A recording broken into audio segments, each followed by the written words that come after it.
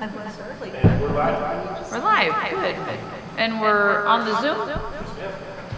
Great. And 6:32, I will call this meeting to order. 6:32. 6:32. Roll call. All right, we want to do roll call? Yeah, let's do some roll All call. right. Kathy McCarthy. Here. Chris Nettles is absent. Darlene Warner, I am here. Jake Strickler. Here. Present. And Judge Schneider, absent. And then Matt Murray is present. And we have a quorum.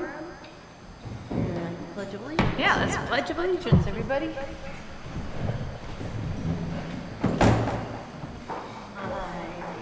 Pledge allegiance To the flag of the United States of America and to the republic for which it stands, one nation, under God, indivisible, with liberty and justice for all.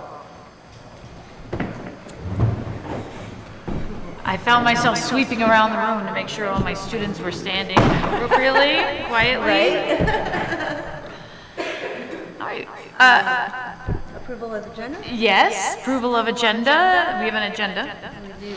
Hopefully everybody has a copy of it. I think I left. There's all a copy at the copies door. front.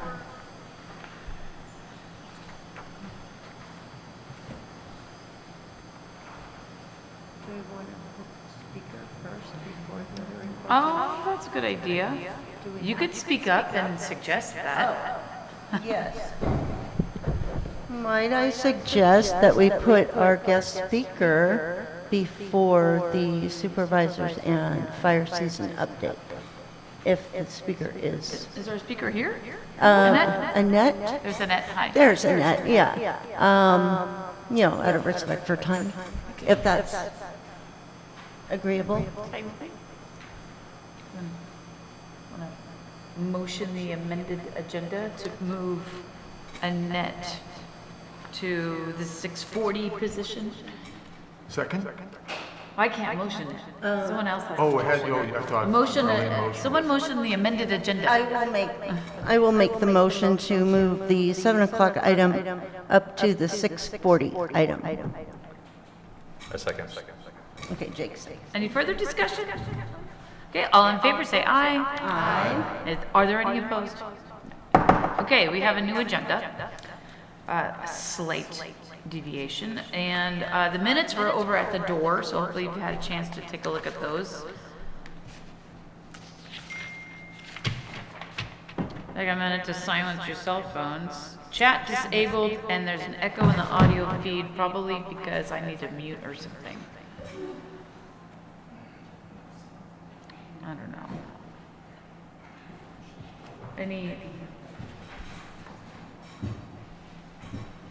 Mr. DeWalt, are you able to enable our chat, please? It is, isn't it? I think currently it says it's disabled.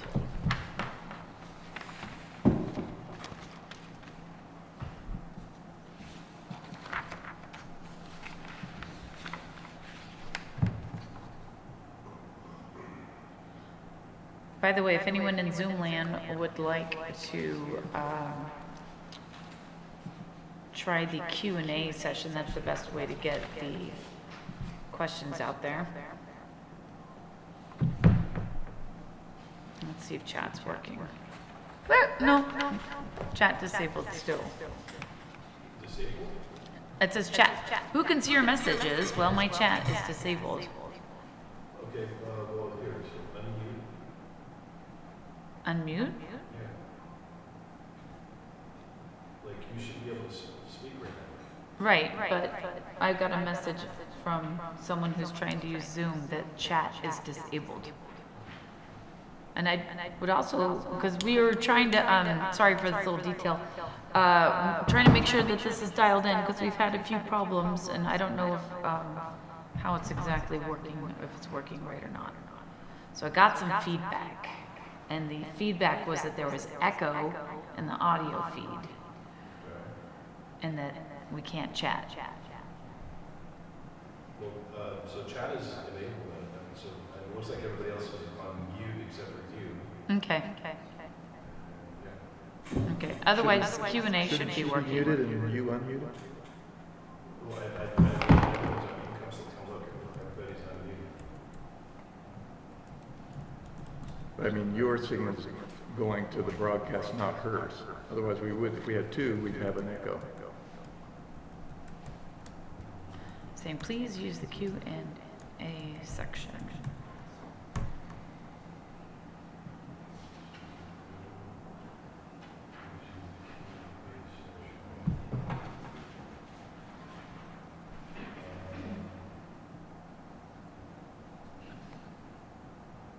I just want to know, is it better with me muted or unmuted? Is it working now?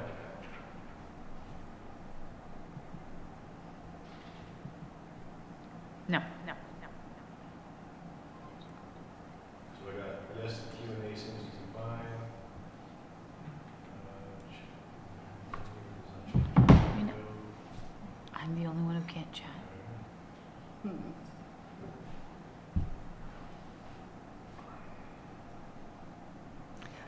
Just so everybody knows, because we offer Zoom as an, just so everyone knows, because we offer Zoom as an option during a meeting, we generally can't continue with the meeting until we have Zoom figured out. So those of you wondering why we're twiddling our thumbs here, that's why. It is important. Some Brown Act stuff, so. How many people are in Zoom right now? Looks like 6, well, you and I, and then, 1, 2, 4. And so, is Frederick Leahy, is he able to speak? If he unmuted. I don't have anybody muted. Okay.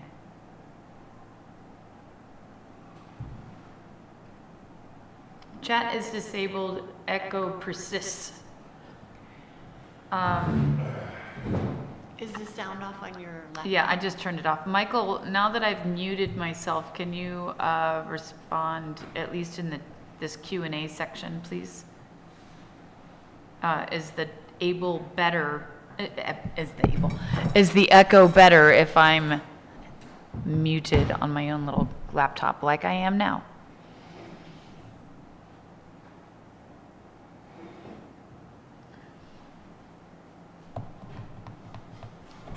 Maybe keep talking in the mic so we're sending out to the Zoom. 1, 2, 3, 1, 2, 3, 1, 2, 3. That's our radio Out guy. here in He knows Zoom. how to do these things. Sound Zoom, checks Zoom, and Zoom. such. Are we audible in Zoom land? Zoom, Zoom, Zoom, Zoom. 1, 2, 3, 1, 2, 3. You know, there might be a lag because this Yeah, question showed up at 6:37 p.m. but there shouldn't be a giant lag. The Facebook sometimes. super slow tonight. Are they? That's why I didn't do a live stream.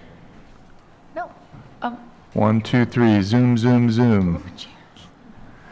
Oh, So there goes everything. post a question, since the chat's not working, that you're hearing this sufficiently well in Zoom. So somebody in the Zoom audience, post in the Q&A that you are hearing the room well, or at least the microphones. Maybe chat them that we're talking, and they should hear us. 1, 2, 3. Elliot was Zooming too, and he's the one who was sending me messages on my phone, 1, 2, 3, Zoom. but now he's out. Oh, he's not in the Zoom. Okay, so I got, somebody said, Michael Kramer says much better, my microphone does more. Oh, okay. Okay. So Michael, you hear us well. Audio is now okay with you muted, so I'm guessing you muted, Kathy? I muted my computer. Great. Okay, Michael Kramer saying echo is gone. Great. And then we got Elliot Hurwitz, who says unmuting does not change the echo. I got a text message from Elliot that says it is better now. Okay. Okay. A delay. I would say just Delays. go for it. Okay. Yes. let us proceed then. We shall proceed. And we were perusing the minutes. Yes. Well, which is what that little technical break was there for. Are there any amendments to the minutes? Nope. Somebody motion. Motion to approve the minutes? Motion to approve the minutes by Jake. Seconded by Paul. All in favor? Aye. Any opposed? We have minutes. All right, short announcements. Any short announcements about any particular upcoming community events? Here comes Robert Stark, hopping down the bunny trail. You just gotta turn it on. Is it working or did you get? No. Is there a green light on it? And we are. So the story today. Lower a little bit. Oh, let me get my radio voice working. Exciting. Thank you all for attending the crab feed. It was a total success, slush and snow plows and all. On March 30th at the former Hoburgs Golf Course, former Black Rock, former Rob Roy, currently Mountain Meadow Golf Course will be the egg hunt, and there will be an Easter bunny there available for photographs. There's 1,400 eggs to be found. Wow. And there will be individual areas for infants and toddlers that have safe-size, choke-proof eggs with thingies in them. Don't ask me what, but there's something in there that they'll like. Good. But anyway, that's March 30th. So please, if you have kids, please bring them. And What time? I think, what did we say, 11? Well, the hunt starts at 12 according to Kyle, Right, but 11 to 1. And we have an assurance from the current owner of the Mountain Meadow Golf Course that it will be open, because he has been sick apparently, and it had been closed for a week or so. So, but we have his assurance that it will be open. Otherwise, we'll be at Pine Grove Resort with Joe. Thank you very much, Joe. Oh, wait, you didn't know that you would volunteer. Excuse me. How about that? Okay, so that's it. April 26th will be campfire, sing-along, bring your lyrics to Kumbaya. And so that's 4 days before the fire ban. So, you know, the firemen over there don't get upset with us. So that's it. But March 30th, that's the Saturday before Easter. The Friday. Oh, is it? Sorry. No. Okay, thank you. You want me to turn this off or leave it on? Any other short announcements? Someone approaching. Nope, he walked right past it. How about any public or board comment on a non-agenda item? Okay. Can I have 3 minutes? What? Yep. 3 minutes. Do you want me to time you? I've got a timer. Okay. Hello? Hello. Can you hear me? Yes. Okay. First of all, I'd just like to thank you guys again for voting us as the Cobb Business of the Year. So thank you very much for that. We appreciate it. And we appreciate supporting this community and have for 20 years now. Unfortunately, as we know, we're hitting on some hard times. And so the rest of my commentary is not going to be very pleasant, perhaps. Our PG&E rates are up by 320%. I just got another notice. We're at 44 cents a kilowatt and going up to 400%. Allison and I have been absolutely disenfranchised from our business. Our financial situation has been completely decimated, and we don't have any representation in this state that's saying, hey, we're going to give you guys a break. So does anyone know if there's going to be any stop to the plundering of PG&E? They have a $2 billion record profit. We're at 45 cents, that's 320%. The governor said that when fuel went to 200%, that was gouging. So he should be able to at least go to Jason Kenney, the PG&E's lobbyist that got to go to the French Laundry. We didn't get to go to the French Laundry. We had our civil liberties completely decimated while he was at the most fanciest restaurant on the planet with PG&E's lobbyist. So when do we get a break? When? Alice and I, like I said, disenfranchised from our business, and now we're looking at alternatives. So serving this community is not looking good in the future, just like you're seeing business after business after business either try to sell or just close their doors. 33,000 businesses have left the state. We have a $78 billion, whatever the governor says about $30 billion. We have a $78 billion deficit. The $30 billion is coming from the Federal Reserve. That's printed money. It's stolen out of my back pocket. Again, disenfranchised from having any representation. Jessica, you talked about Mike McGuire having money last time.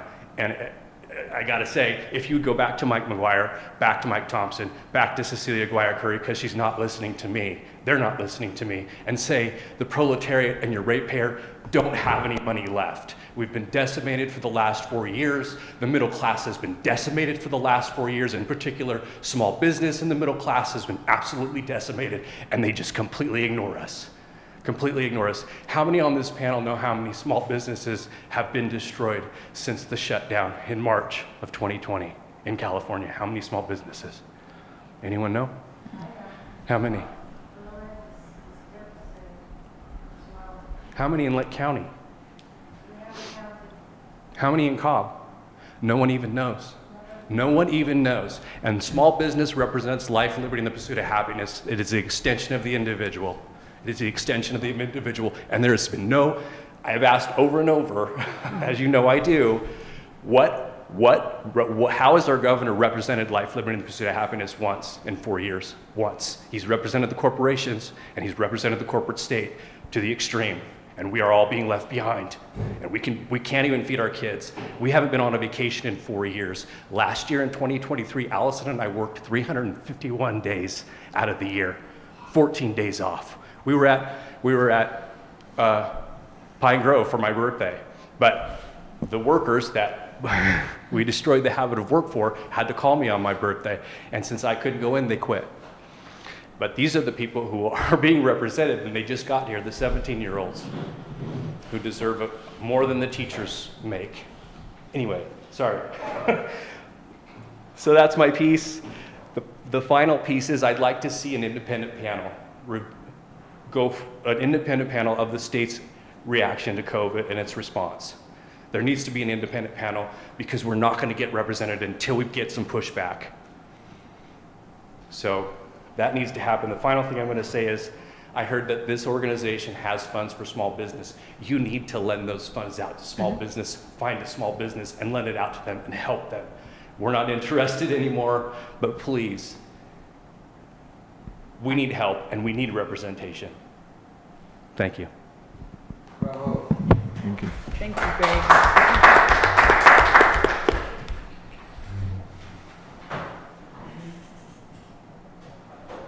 Okay. Any other comments? All right. Thank you, Greg. Okay. We get to hear Annette. I don't want to say your last name wrong. Come on. Kamaloni. Kamaloni. Got it. Kamaloni. Kamaloni. Annette Okay. from the Lake County Community Foundation. Thanks for coming up here and can't wait to hear. Well, thank you for having us this evening. We sure appreciate it. And thank you for the opportunity to introduce Lake County Community Foundation. I'm Annette Kamaloni. I'm serving as the Executive Director, and with me this evening is Chuck Barron, our Director of Operations, and we're thrilled to be here this evening. Community foundations play a crucial role in supporting local communities.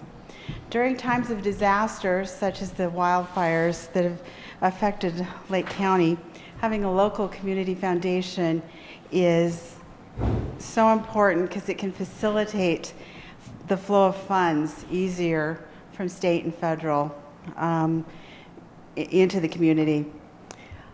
I got it. I'd like to share a little bit of what led us into starting a community foundation. And that was that Chuck and I had done many projects together, but one project in particular was the project that really made us stop to think about how we wanted to make a difference in Lake County, and that was the building of the Hope Center in Clear Lake. This project was deeply meaningful to us and sparked a collective passion to do more here. In early summer of 2023, we were approached to start a community foundation, and we were pretty excited because we knew that they didn't have a community foundation in Lake County. And so when we were approached, we were like, yes, we would love to do that. So in August of 2023, we were able to realize our shared passion and our vision by founding the Lake County Community Foundation. We are deeply committed to making a difference here in Lake County. We see the urgent need for housing and for a workforce program to train people to be able to find jobs better and so that we have a better workforce here in Lake County. Chuck's going to go into some of our goals and our visions that we have for the foundation. And again, we really appreciate you inviting us here this evening to meet you all.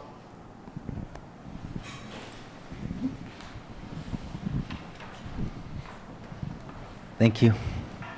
Thank you for having us. So we're going to we're looking into we're operating, starting to operate, apply for grants, make some headway in 4 primary areas. The first is just to provide a roundtable for the entire county, for agencies to get together and sit and talk, and to see how we can facilitate one another and move things along more slowly. We've all been on the big Zoom calls, or the guy who stands here too long, you just want them to end, but nothing's getting done. So we're actually going to try to, we want to get in that lane and see if we can't catalyze it, so to speak. The other thing, we will be a fiscal agent for the county for resources. After the fires, all of our money, and I say our, I live here too, I've been in Middletown now about 6 years. All of our money went to Sonoma County. I'm sure a lot of you are aware of that, and that's not new news. It was new news to me, and that was disheartening. What little bit filtered its way back to Lake County, by the time it kept going through one agency to the next, they all get their cut. So even what came, and I didn't know this until after a supervisors meeting, when one of the supervisors said, "You do realize what happened to the monies that finally did come?" They were pretty chewed up. The third lane we want to operate in is housing. We've already made some inroads in. That's nothing I can really talk about specifically, but there are projects in the works, so to speak. And then fourthly is workforce development, and that will sort of be juxtaposed alongside the housing. So it'll be carpenters and stuff at first, but we want to see that expand to other things. So that's all I have. If you want to contact us, we do have a website. It's lakelccf.org. lakelccf.org. So thank you. Thanks. Yeah, you said, when you said our money ended up going to Sonoma, you meant your foundation's money? No, I meant what money that was earmarked for disaster relief after the fires for Lake County. Those hundreds of thousands of dollars went to Sonoma County. I see. So it was well, the following year. Someone who's more knowledgeable could probably speak to that better than I can, but I was stunned, and it was because we had no fiscal agent to disperse The funds. fiscal agent is the key. So when any organization or any group wanted to make donations to come here after the fire, we had no way to receive them. And so they went to Sonoma County, and they were supposed to make their way back here, but they didn't, or most of it didn't. And so as that filtered through other organizations, then the amount got smaller and smaller as they, had their own administration fees and, everything that goes along with that. So one of the things that we've been trying to put together for the past several years is, how do we have that local fiscal agent here to do this community-based work that we need? And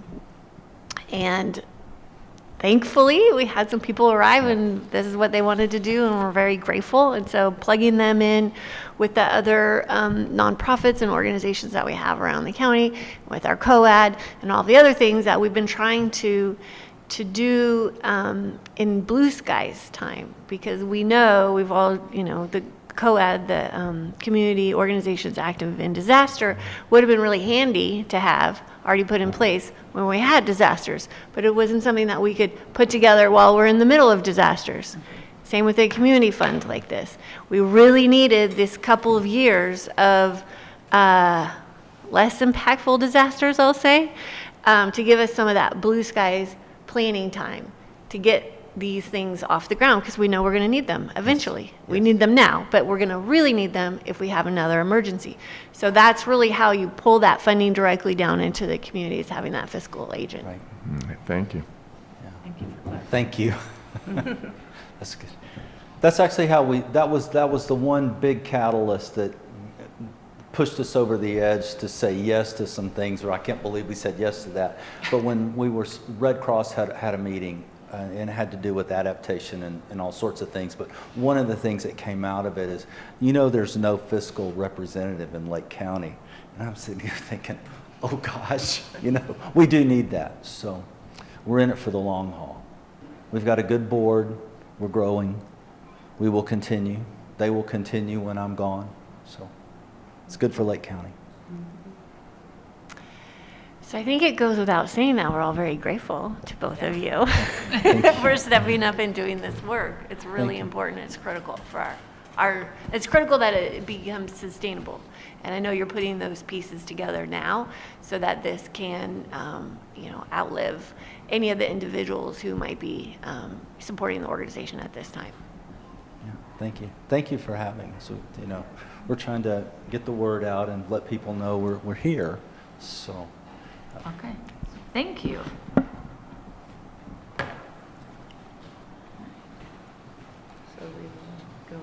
Yeah, now we'll go back to supervisors' comments. Thank you, Supervisor Pyska, for joining us. My pleasure. Well, I can just touch briefly on Greg's comments with the rate hikes that PG&E passed through the CPUC, and that's where those rate hikes were authorized, through the CPUC, through those hearings. The reason why they said that they were doing the rate hikes was because of the cost of the vegetation management, which they did not do for so long. So yeah, they passed those on to us. We have had a really, significant amount of vegetation management, or their EVM programs that they were doing over the past couple of years were over $1 billion last year throughout the state. So it is, it's a bad situation. What they told us is, the first year will be significantly high, and then the next year will be moderately high, and then eventually in the next couple of years we won't see any increases, and nobody here believes that, right? Yeah. So the CPUC is the vehicle of where they got those rate hikes passed, and that is where you can give a comment. A lot of times they have working groups. I've been there recently because of AT&T wanting to disinvest in the telephone lines, and so that was the big thing earlier this month and then in February with the CPUC is, PG&E wants to underground all of their lines, which means that they're not going to be investing in that infrastructure anymore, which means that's going to be the responsibility of AT&T, who's been profiting by having this infrastructure that they were not responsible for. So now when that responsibility is shifting to them, they're saying, oh, actually, we're not going to do that and discontinue service to the people that live in rural communities where we live, who rely on POTS, Play No Telephone Line service. It's an essential service. And so we have given comment as a board. I've done it as a supervisor. You know, these are the things that we really have to push back on when they go to the CPUC, because that is the place where they're authorized. I wish I had a better answer for you. It's not pleasant. It's really not. So you can go look at their website and check out their calendars when their agendas are happening. And you can, I mean, I've literally sat through 4 hours of public comment during those meetings. Everybody calls in to complain or make their statement, sorry. But this next fight is the telephone lines. And that meeting's already happened, but it's still in the works. So just to keep you guys all updated, I'll do my best. But, you know, last summer, I gave testimony during some workshops, and then again, the board and all of our other rural counties have also given comment on, you know, it's ludicrous to expect that we have adequate cell service and broadband to take the place of telephone lines. I mean, we all know that. So that's also happening. The solar also, when you signed up for solar, you got a contract for pricing, and they unilaterally decided that they weren't held to that contract. And now, when you have an overage, they pay you back. They say, well, it'll be around 7 cents per kilowatt. It came out to 5.5 cents per kilowatt. And yet they're charging double what they originally were supposed to charge. And that was supposed to be a contract. Yep. Yeah.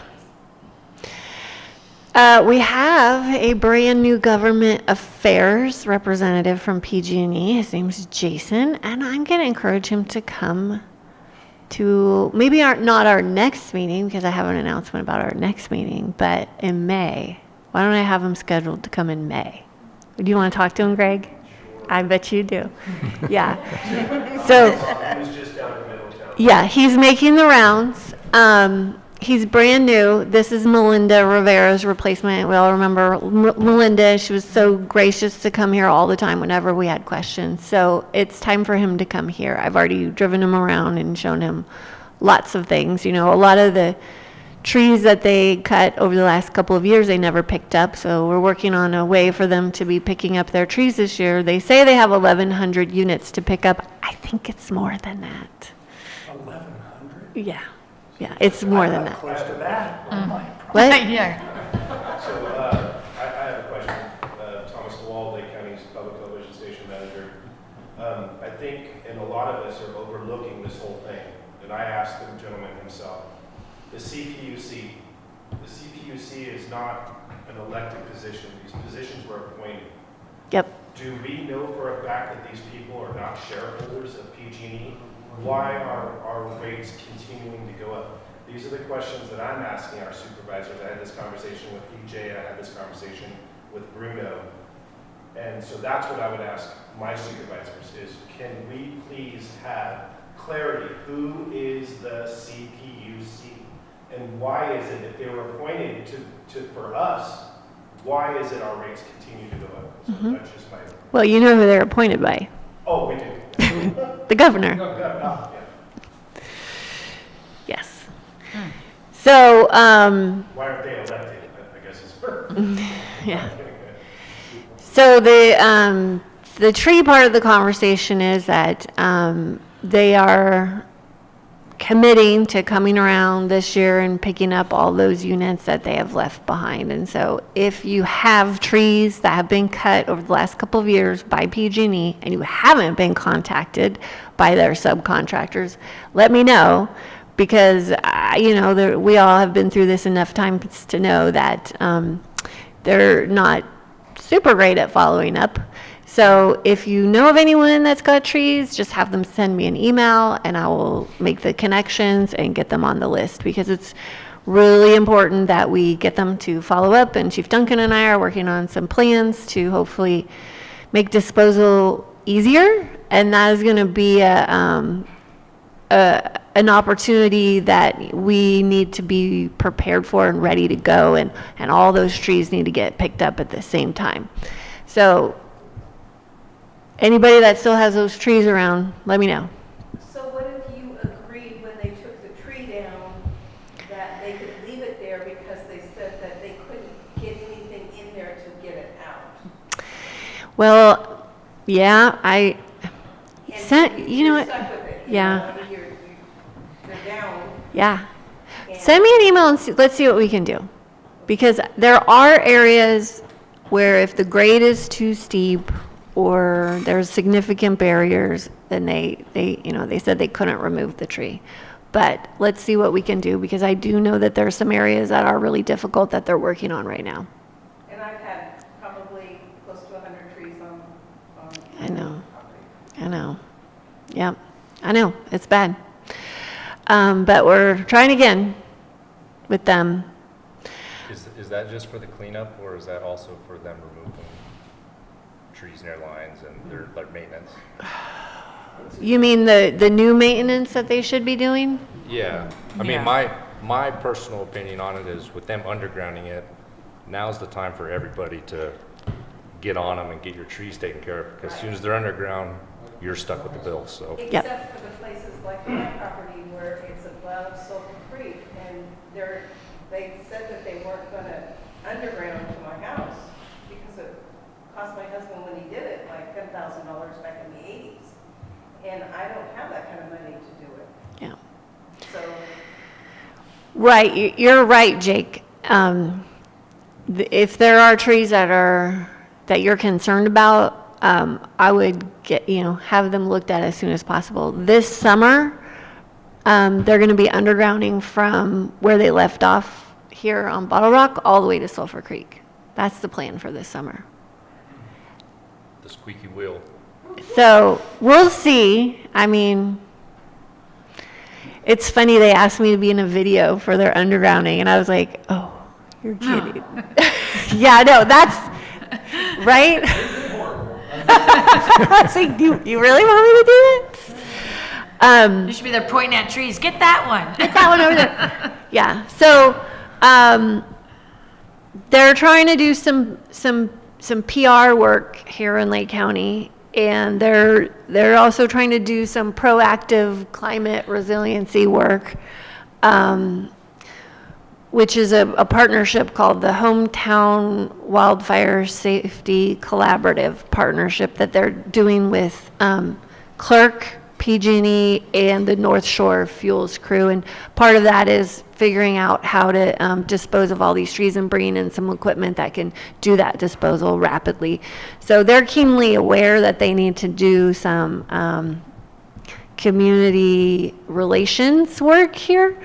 And so that, and having Jason, the new representative here, maybe we get a little bit more done, but maybe not. I don't know. We keep pushing them hard, as hard as we can, but it's a difficult situation. They are much too large, and they have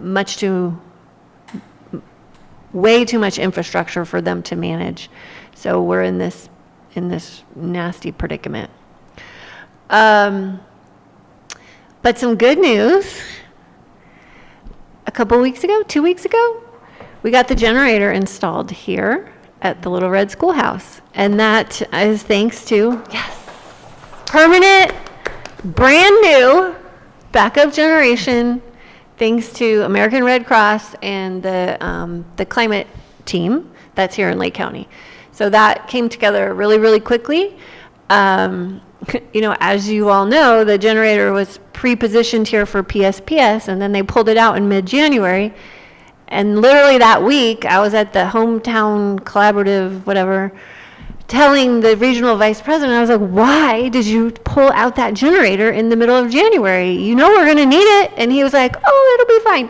Yeah, 5 days later, we're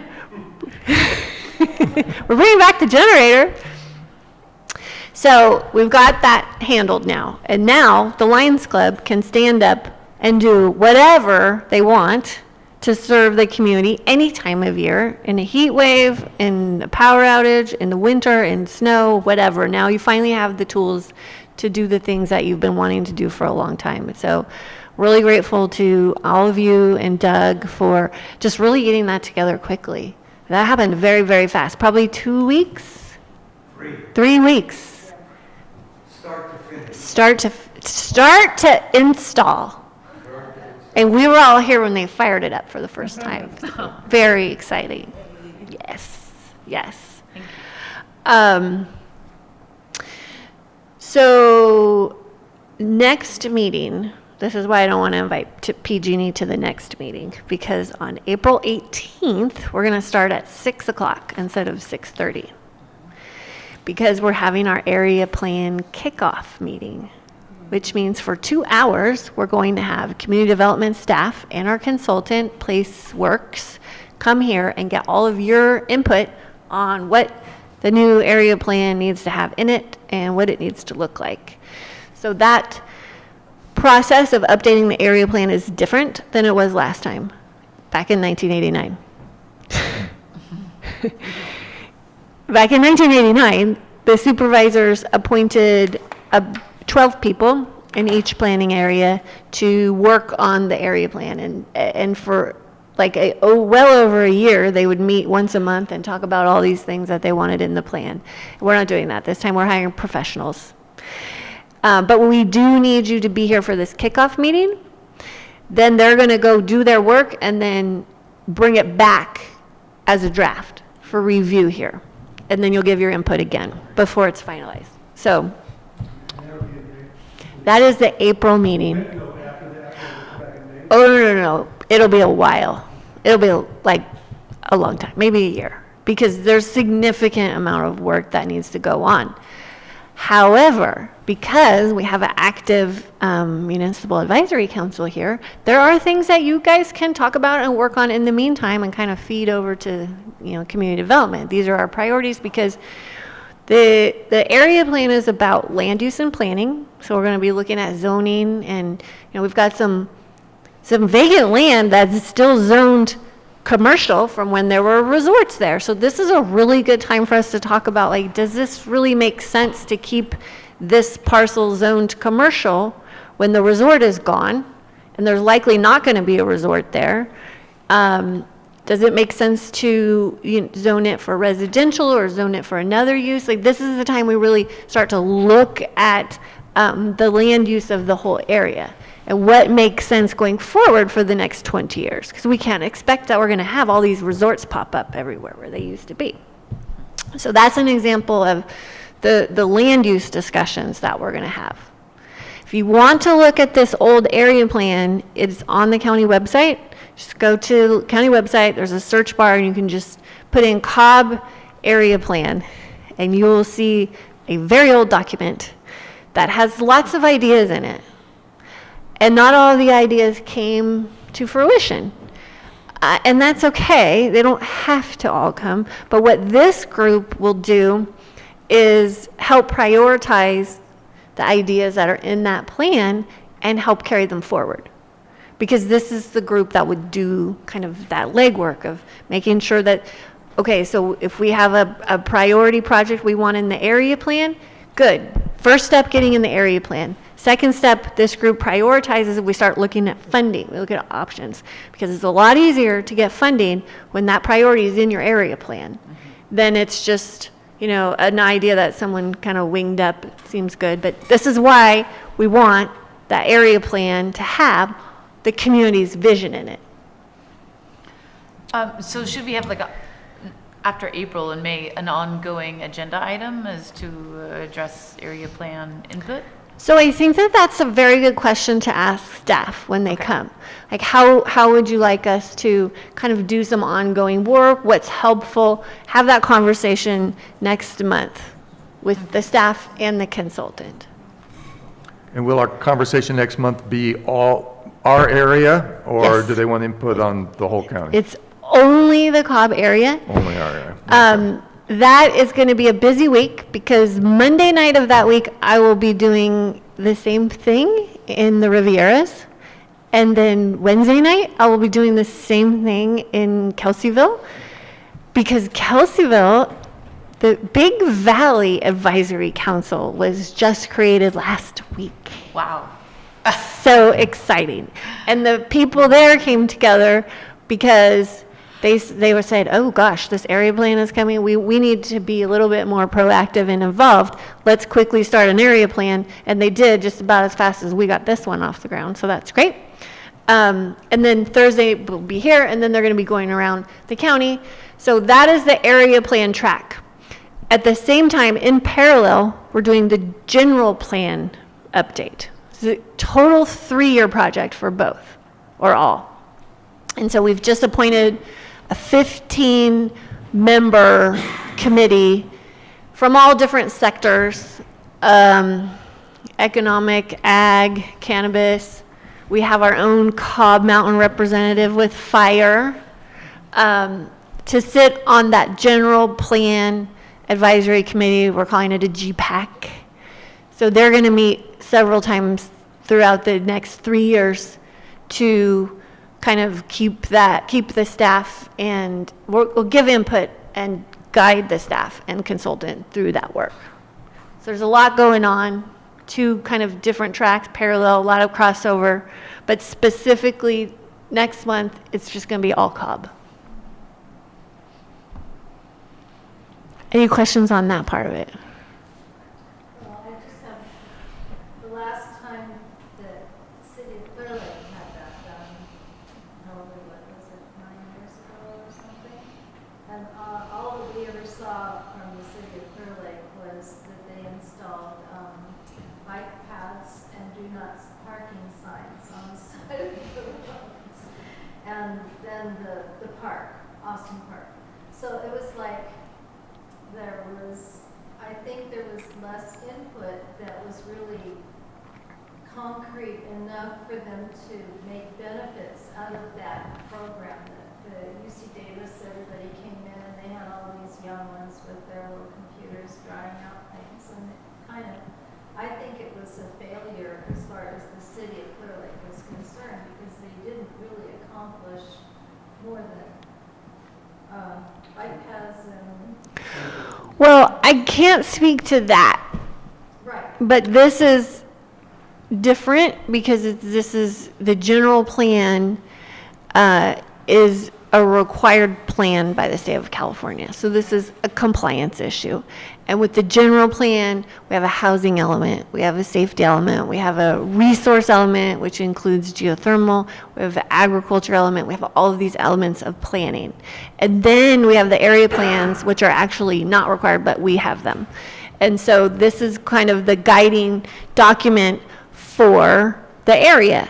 So anything that would come to the planning commission, like a planning issue, you know, say someone wanted to like build a hotel in the parking lot here and went to the planning commission. The planning commission would pull out the area plan and say, you know, it conforms to the area plan, it doesn't conform to the area plan, right? So that's your planning guide, your planning constitution. So even though the area plans are so old and dated, they're still used every time the planning commission has to look at a project in an area.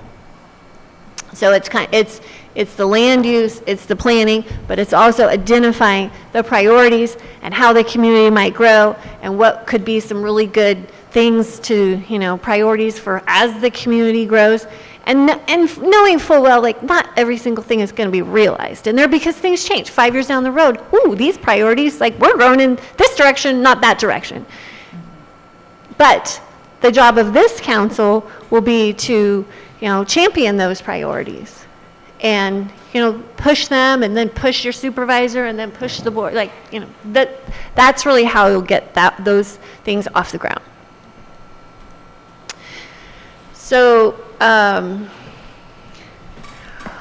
on Friday, escrow closed for the park.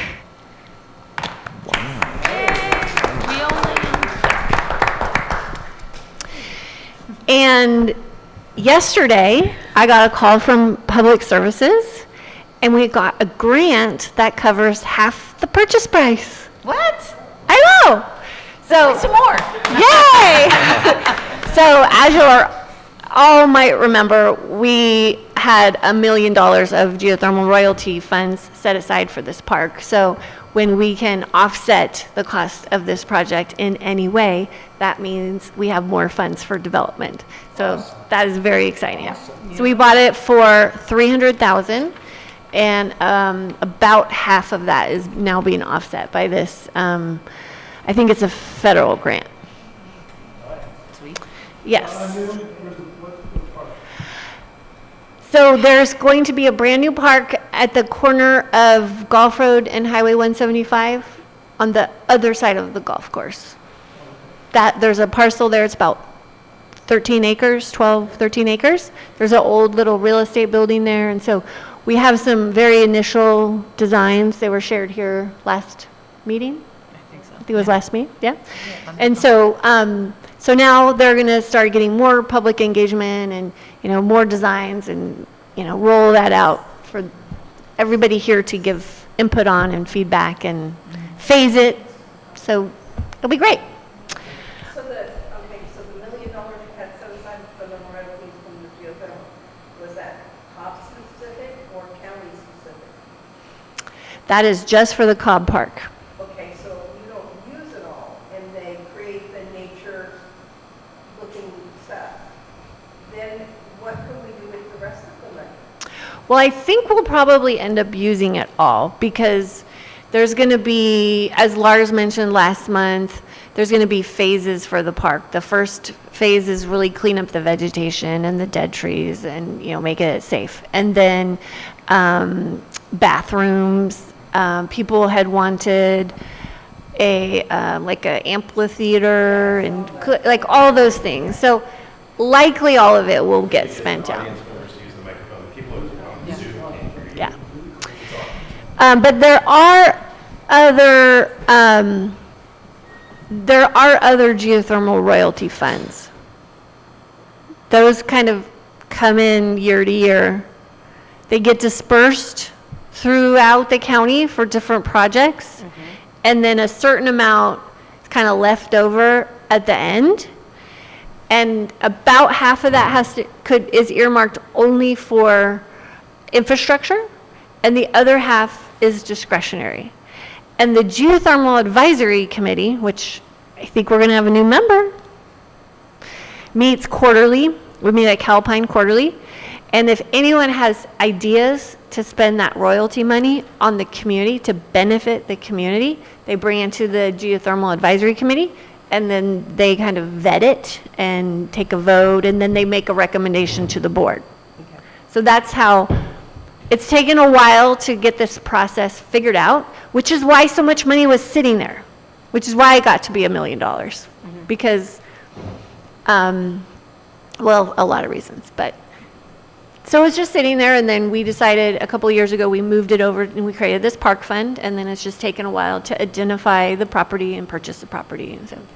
Thank you. Yeah. Are there additional? We have a question on Zoom for you, Jessica. From Elliot Hurwitz, he's asking, who will be the Cobb Mountain rep on the GPAC? So there's not a Cobb Mountain rep per se, because there are different segments of the county that are going to be represented, but then each supervisory district has a representative. And so how I suggested that we appoint Paul Duncan to represent fire, knowing that he lives in Cobb. And then I have another representative from District 5 in the Rivieras, because I didn't have anybody representing the Rivieras. And then from Kelseyville, I have 2 representatives, one for agriculture and one for business association. And so I have my district very well covered. There's a couple of supervisors who are irritated by that, but I don't care. So Paul Duncan is our Cobb/fire rep. Officially fire, but also Cobb. And then Jake was asking about more grants for the park, and Correct. It's yeah, so we still- will continue, because you know how expensive this is going to be with the designs and implementation. So we continue to always apply for grants. No. Okay. Just draws it. Now, I just want to make 2 big anniversary announcements. I didn't expect my announcements to go this long. But first, this year, Calpine turns 40 years old. Right. So, you know, biggest taxpayer in the county. A lot of us have family members and friends who have all been employed, and really, you know, that's been a big part of our community for a long time. So 40 years, that's exciting. And then Boggs Forest is turning 75. Oh. I know. They are having, what I'm hearing, and I don't know this, is all the way hammered out, but on June 22nd, they want to have a celebration, hike and lunch and music and more. And that's all I know. June 22nd? But I just got an email from Friends of Boggs casually mentioning that yesterday. But isn't that exciting? Wow, 75 years. 75 years. That is it, but I'm just curious if anyone has any more questions. Okay. Thank you. Thank you. That's lots to feel good about. So big meeting in April, mark it down. Starting early at 6 p.m. And that'd be April 18th. All right. So we would be on to Paul Duncan's fires. I got to keep it short. Jessica went so update. long. So I know. Take as long as you need. No, it's fine. I spoke with National Weather Service. They will be putting on a spotter program, so I will reach out to you when we get that scheduled, likely at the Cobb Fire Station. So we'll have about 10 slots in that. So I talked about the spotter program because the Weather Service has been so far off on their weather forecasts. Like, well, we don't have anybody here to tell us that it's snowing, and it's so a couple. There's Max. What's that? Max. Max. Snake Ranch. He'll tell you. So Sorry, go ahead. the big impetus with that was that we had wind at 80 to 90 miles an hour up here during the storm when it was predicted at 40. And as they saw that coming, and our wind, we're seeing that kind of wind speed here, nobody's telling them. They're not aware of that until afterwards. Okay. So the spotter program is to have a line into the meteorologist to go, this is what's going on in Cobb. And they're willing to train folks, give them phone number out to the meteorologist at Eureka, and they'll adjust the forecast or put out warnings or whatever they do right away. So it will change the weather reaction to be much quicker. I asked for this class. It's just a 2-hour little sit-down training, and they'll take 10 people. As soon as we get a date, I'm going to reach out to you, and then you can pull anybody that's part of this organization for spotter training at the Cobb Fire Station. I got 5 people in mind already. Perfect. You're already Besides halfway Max. there. So, because they said 10 was kind of the limit. Will that include equipment for measuring? I do not know. But if you would like, I'm sure we can probably work up some kind of weather system so you could see what's going on. They also said that we do not have a local RAWS, or remote access weather system, automated weather system, RWS. So we're looking at putting one out in Boggs to get a more accurate weather what's going on. And really the crux is when we had trees, you have treetop wind at all times. You can hear it. We lived up on Summit, and you could hear the wind just screaming at treetop level. Well, down on the ground, you didn't have that.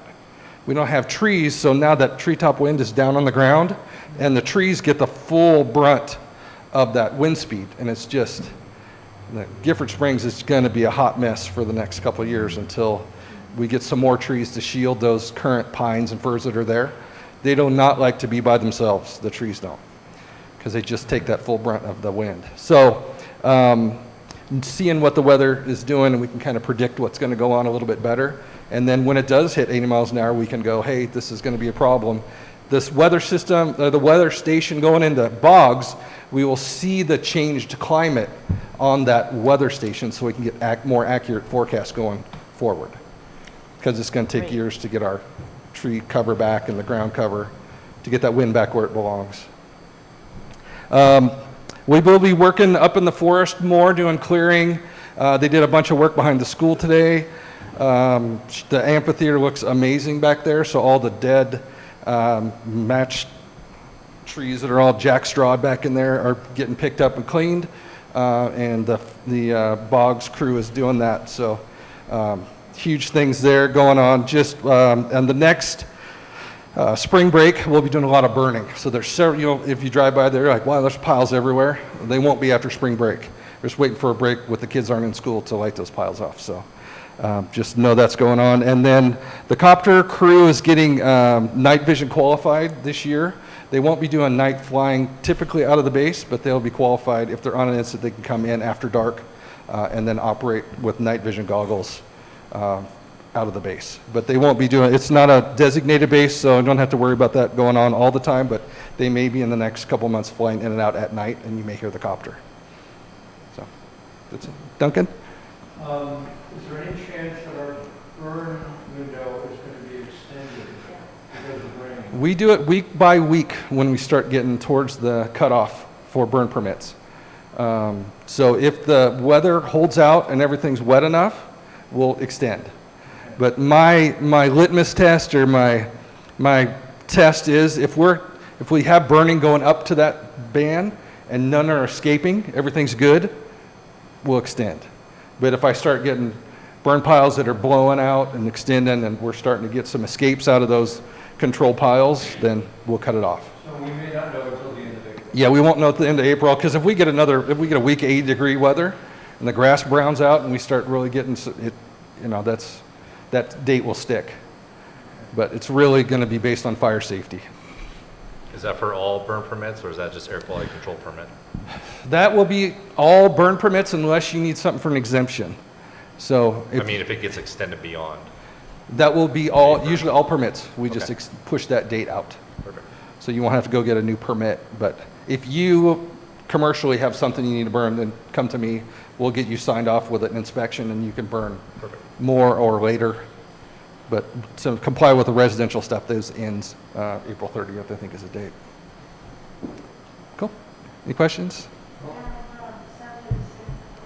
Hold on just 1 second. Inez, you have a question? Can we get the microphone? They did a beautiful job in mitigating behind my house. Yeah, here. And, but they left black plastic. There's a big trash bag there between the logs. I called it in, and I know Nicholas was camping out one night. The next night, I called it in because there was one pile that was really outrageous and nobody around. My husband was concerned, and so I called it in. And then I said, well, come during the day to pick up plastic. And I got a call at 7 o'clock at night after dark. Oh, we're here. Who are you? It wasn't Nicholas. So the plastic bag and the tarp is still there. Okay. We'll send somebody out and have them walk that and see if there's some trash out there. Yeah. I offered them to come through the gate that I have going out, straight out. Yeah, if there's trash there, we want to pick it up for sure. Okay. Robert? The geothermal air monitoring program has 5 MET stations, 2 of them right here in Cobb, and we're working towards getting those to be real-time data It's relative humidity, temperature, wind direction, rainfall, etc. That could help blend that information real time into your future program. Do you know where those are? One is on Venturi, at the top of the hill. One is at Glenbrook. Then there's 2 in the geysers, Unit 17 and 9, and then there's one in Anderson Springs. All right, I'd really like to get one out kind of at the end of the approach on Boggs, because that is where it's almost bare dirt out there, minus a few trees. So I want to get something we can get a picture of all of it. And a lot with weather stations is statistical stuff year to year. So we see the trends come in, they can see how it's going to perform. So, but thank you for the offer. We'll make sure that we get all of those tied in. Cool. Anybody else? Good. Thank you. Thanks for coming, Chief. All right. We have a treasurer's report that was sent in, don't we? Oh, no, that was... I met with Chris before he had to take off. Use your microphone. I'm sorry. There is no, excuse me, updated treasurer's report. Is the same as last month, and Chris will have an updated treasurer's report at our next meeting prior to the 2-hour general or Cobb area plan presentation. He said basically nothing has changed. You know, he'll have recorded the new expenditures or whatnot for, you know, the months, and he'll have that updated next month. But there was basically a family emergency that prevented him from coming tonight and preparing the report. Thank you. You're welcome. And thank you, Chris. All right, committee reports. I think there's some folks online that might want to speak to the Fireways communities. Anyone? Any Fireways community reports?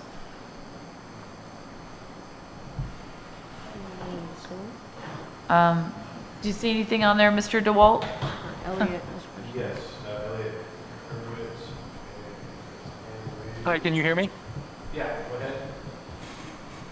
Okay, I will just, I don't know all the details of this, but I just would like to let folks know that we have received something of a fortuitous grant to help from the National Fire Protection Association through SSCRA to be able to help our Firewise communities institute a kind of flash brush clearing program over the next month or so, hoping to coordinate with National Fire Protection Day in May.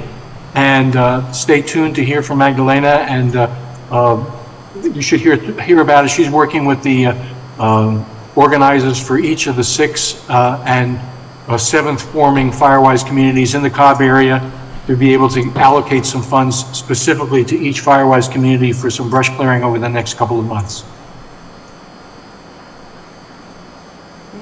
Okay, and then we also have a question from Michael Kramer. Kramer, would you like to speak or just read your question? I'll ask you I'm sorry, I can hear somebody trying to speak, but it's not clear to me. Michael Kramer, did you want to speak? That was him. Maybe his microphone isn't working. Okay, Michael Kramer asked the question, PG&E maintains a rather extensive network monitoring temp, wind speed, gust speed, humidity. The reports are on the web. I think it was just an answer to one of the questions.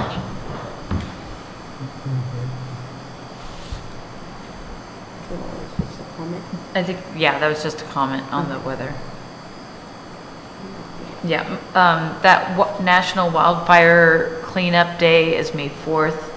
So check with your local fireways. They might be arranging something, even like a gathering after you've done work at your own property. You might gather with your group later on. That's what we're trying to do in Jones Creek. I don't have anything else to report on my Firewise group. Anyone else? Okay. How about Communications Committee? Darlene. I am going to hand that over to Mel because I have been absent for the most part for about the last 3 weeks as I've been busy with other things and et cetera. So, Mel. And you have been missed, even though we're in our kind of hibernation mode. Yes. Still in the winter with about 25 check-ins of our 250 plus members.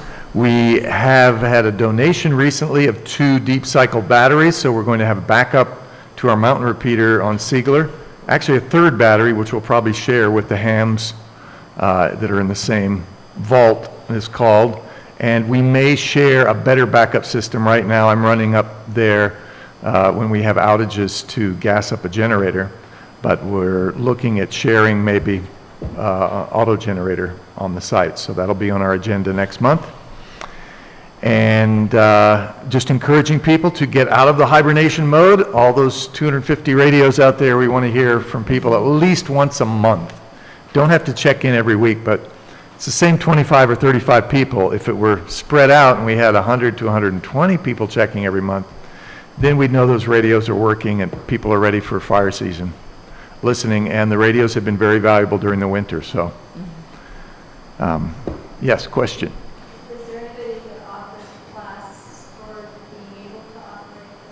Operate the radio? No, but I and some other members will probably visit some Firewise communities, but yeah, we should plan and I'm open to training online or over the phone. Do you have one of our radios? No, we got the regular little handheld The walkie-talkies, yeah. Okay, but it's not one that says Cobb AlertNet on the back or anything. Okay. Those might work in our system, they might not. We'd have to look at it. But yeah, if they do, we'll train them. Try channel 15. If you hear people saying Cobb AlertNet, especially Wednesday nights at 6:30, then you'll know that radio will at least work for hearing the alerts, and it might work for communicating with your group. Some groups are more active than others. If you're here in the general Cobb downtown area, Pine Grove, yeah. That's a very active group. So you might also check channel 2. In fact, you could just say radio check on channel 2 or channel 15. You might have one of our people say, hi, we're here. Yeah. Well, check the batteries. You may need new batteries. And no, your little radios, see, we have special radios. All the other radios out there, 15 is what we call 8. So, yes. So, it's confusing. Has our website been updated? I think Chris has been working on that. There's some more updated information, or no? I have incorporated some, but it's still, but yes, always check out the website. So it's cobbalert.net.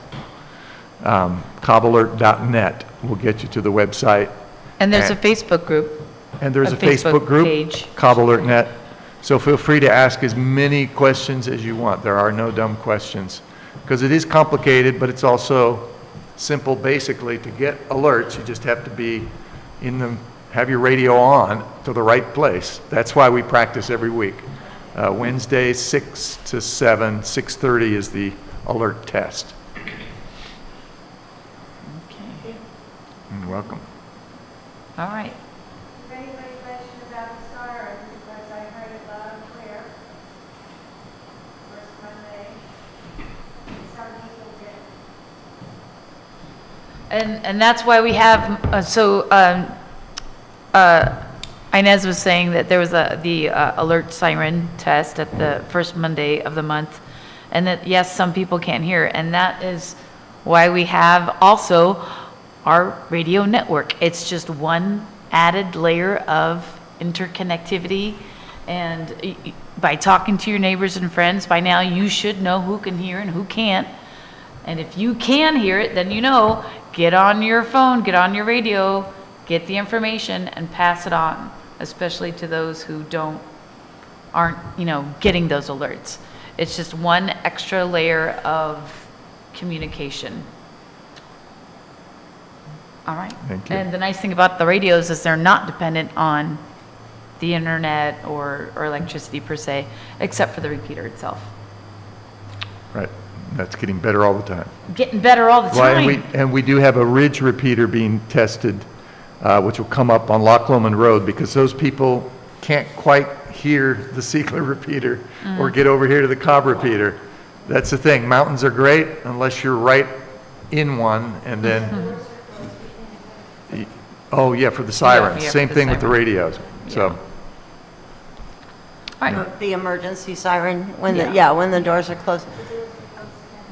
Yeah, it would be ideal for the Hoburgs area. We don't hear it over in that area to have another siren, but they cost about $50,000. So that's a hurdle to get over. Yeah, so it's well known that we can't hear it unless the door's open or the wind's blowing the right direction. So kind of defeats the purpose. So we have our radios to kind of fill in the gap, but maybe we should have human siren operators and just all buy a I big, have a big bullhorn. big crank. Somebody must have some bagpipes. Right. Anyway. All right. Not to belabor that point. Forest Health Committee, I just checked in with Elliot. He does not have any announcements tonight. Economic Development Committee, Chris is not here. Yeah. But I'm going to press that we meet up lickety split very quickly in light of some comments that were made earlier. And the Blackberry Cobbler Festival, I met with Jennifer Gata 2 weeks ago, and we're going to meet again next Thursday. And